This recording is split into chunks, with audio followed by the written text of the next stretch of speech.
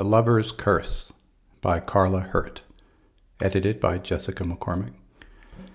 A tiered reading of Aeneid 4. So this is taking the fourth book of the Aeneid by Virgil and doing a tiered reader of it, which I'll explain in a second in case you don't know.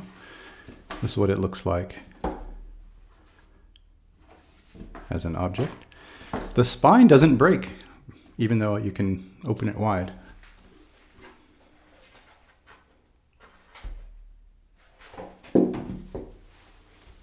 I don't know, so it sort of looks like it hasn't been used, even when it is used. I wish it weren't called the Lover's Curse. I don't know, there's something about calling it the Lover's Curse that I don't know, it's not a big deal. It's okay. Usually I don't read books called The Lover's Curse, that's all. Okay, anyway.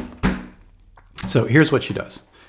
So for every verse, or a few verses, she starts off by sort of illustrating some of the words that might be hard to get through context.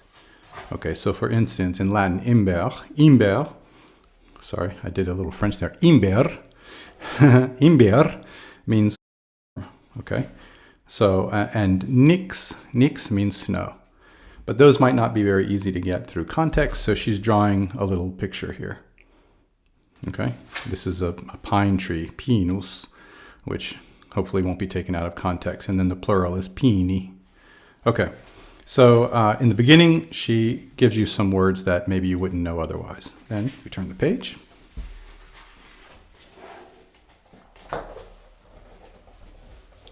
And here's a nubis. Nubis is a cloud. Okay. And here's a word I didn't know before.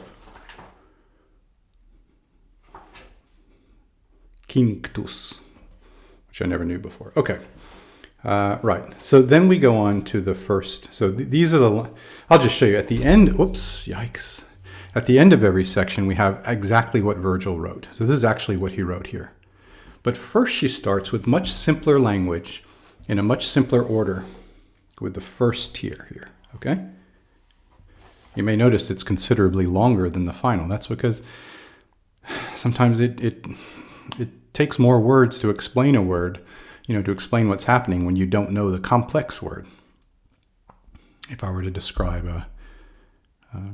a cloud and you didn't know the word cloud, I might say, a big white fluffy thing that's up in the sky and sometimes rain comes from it or something like that, right? So that uses a lot more words. So here she is using a lot more words to tell this section. Then the second tier is telling the same thing again, but a little bit more complicated, more words, just a little bit tighter.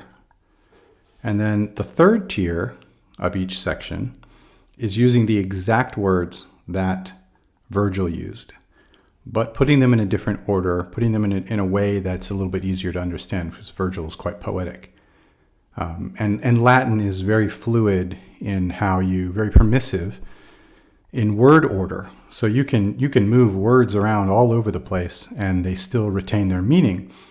But for people who are learning Latin, although they still retain their meaning, it might be a little bit harder to follow. So this takes the same words but puts them in a way that might make sense for the learner. And then finally we have Virgil's actual words down here. And so through this, you are reading book 4 of the Aeneid, and eventually, reading it in the exact words that he wrote it. So again, here's another section of the book. She starts off by helping you understand a few words that you might not have understood, just in context. We get the sort of very easy, sort of colloquial, but an easy retelling of it. Not trying to use the same words, just sort of telling you the story in a completely, however seems the easiest to understand. Then we start to get a little bit more like the real thing. Then we get the exact words of Virgil, but written in a different way. And then we get the exact words of Virgil written the way that he wrote it. And that's it. And that's what the entire book is. And I haven't finished it. I've started it. And in the end, you've read some of the actual Aeneid. Now this isn't for beginners. You don't start this book, at stage 1. This is an intermediate Latin learner. you've done a course or, something like that. You've finished or almost finished another book. I did a video on the Lingua Latina per se illustrata, Familia Romana. So that one is a different video. So you finish that, let's say, then you might want to think about starting on this. And the idea is that there's a big gap between finishing a course like that and then reading actual Latin, real native writing. And so a book like this is supposed to help you get there. Okay. She also has a couple of little stories about sort of what happened before book 4. And those are helpful too, to read a little bit about kind of what's going on to put you in the context. I think it's a pretty cool idea. I mean, I don't think it's her idea to do a tiered reading, but I like the way she's done it. I love her little illustrations. She's got a YouTube channel where she does comprehensible input. She does videos where she does drawings and and other stuff as well she talks about. And she's got a blog and everything. And that's how I found this book. And yeah, I appreciate it. Plus, she lives not too far from me, so I'm hoping at some point to get this thing signed from her. But okay.